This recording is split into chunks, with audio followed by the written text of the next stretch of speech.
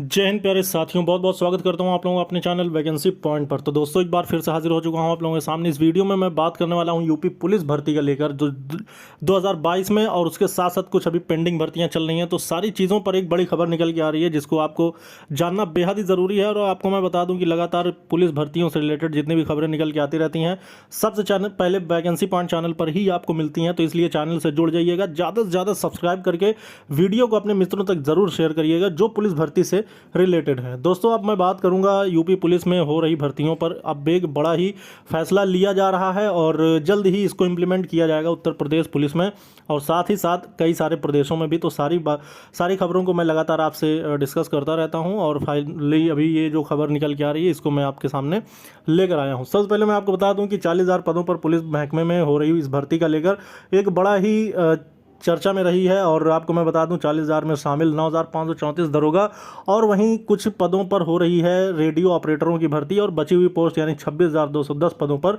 सिपाही यानी कांस्टेबल की भर्ती होनी बाकी है। लेकिन मैं आपको बताऊं तो इन भर्तियों में कुछ ऐसी चीज़ें हैं जो आपको ज़रूरी ये है कि आपको वो चौंका देंगी। लेकिन अगर आप इस बार इस भर्तियों में चूक गए तो उसके बाद हो सकता है पुलिस भर्ती में जब आप दोबारा अप्लाई करेंगे तो आपको इन नियमों के तहत आपको भर्ती में शामिल होना पड़ेगा।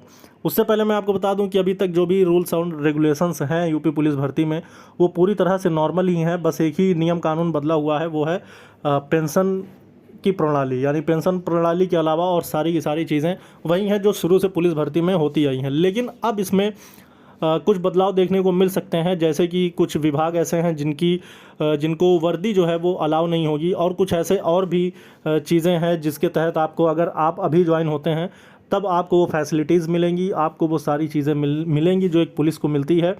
लेकिन कुछ चीज़ें हैं जो बदली जा सकती हैं पुलिस महकमे में। तो और मैं सबसे ख़ास बात ये बताऊं दोस्तों, तो आप देख रहे हैं किस तरह से इंडियन आर्मी में बड़े बदलाव किए गए हैं। और वहीं बता दें तो उनकी जो सिर्फ कुछ अभ्यर्थियों का ये भी क्वेश्चन था कि क्या जितनी आर्मी में भर्तियां होंगी वो सारी 4 साल की होने जा रही हैं। तो मैं आपको बता दूं जो इंडिविजुअल भर्ती अर्धसैनिक बलों की निकलती हैं, जैसे कि आपकी बीएसएफ की कोई भर्ती निकलती है, ट्रेडमैन की निकलती है, और बीएसएफ में और हर तरह की निकलती है। और वहीं बात कर लेते हैं एसएसबी है, आईटीबीपी है, सीआरपीएफ है, सीआईएसएफ है। इन सारी भर्तियों को अगर आप देखें तो इनकी अलग से भी इंडिविजुअल भर्ती निकल के आती है। और वहीं बात कर लेते हैं एसएससी जीडी, जिसमें एक नॉर्मल जनरल ड्यूटी की कांस्टेबल की भर्तियां निकल के आती हैं। लेकिन आपको मैं बता दूं उन सब भर्तियों में ऐसा कोई भी नियम कानून नहीं है। वो सिर्फ और सिर्फ इंडियन आर्मी की जो रैली भर्ती होती थी सिर्फ उसी में ये नियम लागू किया गया है कि जो इंडियन आर्मी की रैली भर्ती थी उसे सिर्फ 4 साल का किया गया है। इसके अलावा और कोई भी ऐसी फोर्स अभी तक नहीं है जिसमें ये नियम लागू किए गए हों। मगर ये चीज़ें लागू हो सकती हैं, फ़िलहाल अभी तक नहीं है, तो इसलिए अभी इस पर कोई बड़ी वो नहीं है।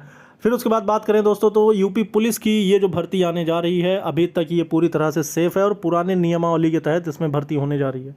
तो ये वीडियो बनाने का मोटिव सिर्फ यही है दोस्तों कि जो भी कैंडिडेट हैं जो अप्लाई किए हुए हैं वो इसमें शामिल होकर और कड़ी मेहनत करके इसमें अपनी सफलता जरूर सुनिश्चित करें। और एक बात और मैं बता दूं कि बहुत सारे अभ्यर्थी पूछ रहे थे जो हेड ऑपरेटर की वैकेंसियां आई थी, मतलब जो रेडियो ऑपरेटर की वैकेंसी थी, इसमें 3 तरह की पोस्ट थी। एक कर्मशाला थी, एक असिस्टेंट ऑपरेटर थी, और एक हेड ऑपरेटर थी।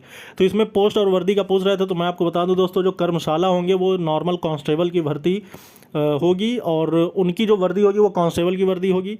एक हैं असिस्टेंट ऑपरेटर जो कर्मशाला से सीनियर होंगे, वो असिस्टेंट ऑपरेटर बनेंगे, और उनकी 3 पट्टी के साथ वर्दी मिलेगी जिसे दीवान या हवलदार कहते हैं।